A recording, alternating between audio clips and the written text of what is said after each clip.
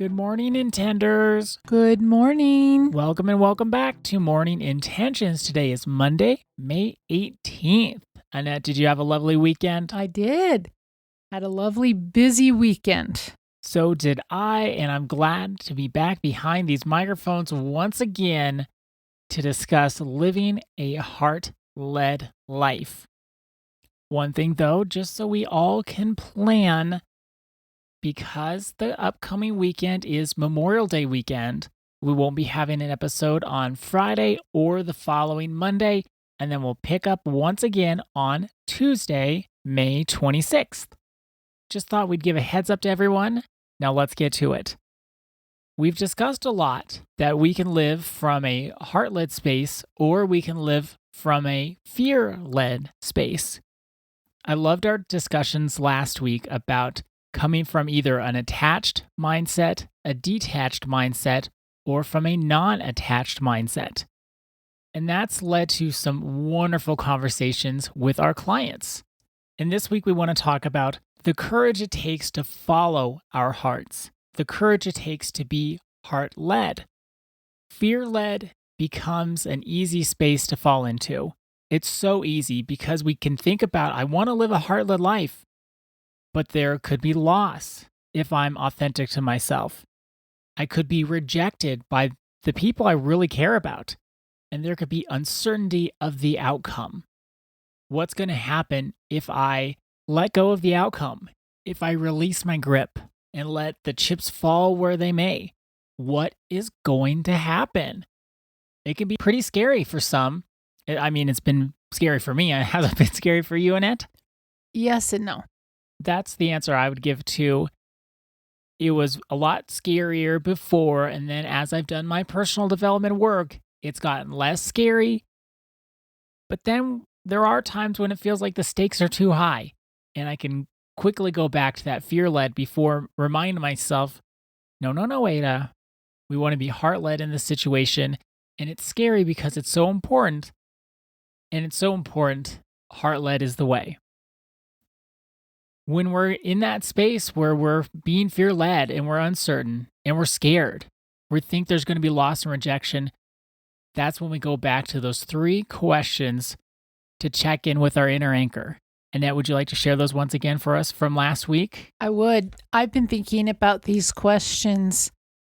If we use these every day as a gate when we start to question ourselves or go into guilt, we can bring ourselves back by asking, did I show up with integrity?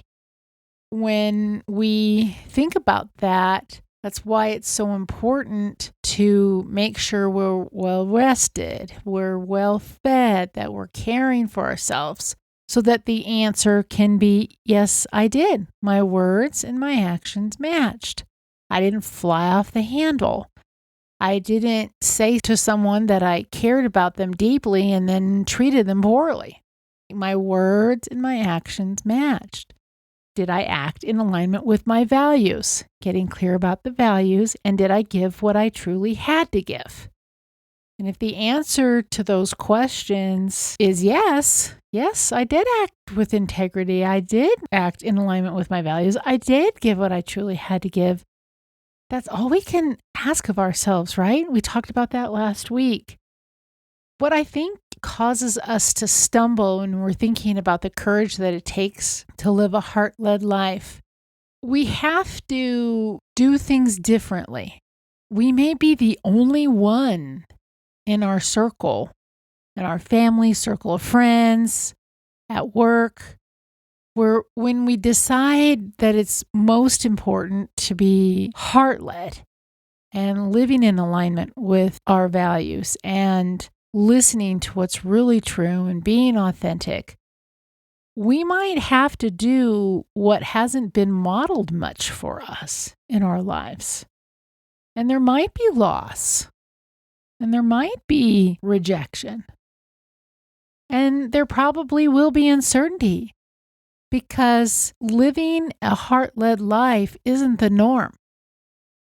Most of us are going along with life and we're doing what our circle of friends thinks we should be doing, or we're doing what our family says we should be doing, and we don't stop to make it our own.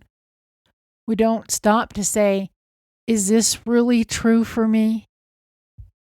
Do I really believe this? Is this really what I stand for? We don't. We go along with the crowd. So then when we stop and we do our personal development work and we find out what is really true for us, and then we start acting on that, it can seem strange. It can seem scary. And some of these experiences of loss and uncertainty and rejection, they may follow. But that's why it's important to do our work first and ground ourselves with even these inner anchor questions, so that we know that we are doing what we need to do. But it can feel lonely because most people don't do this. Most people just go along. I'm going to use politics as an example. Their family was this or that. So then the person grows up to be this or that, and they don't even know why. And then they might get older and start questioning and say, well, is this really what I believe? But many people don't. They just keep on going. And that's where, if we're going to do this work and we're going to live life differently, it does take courage.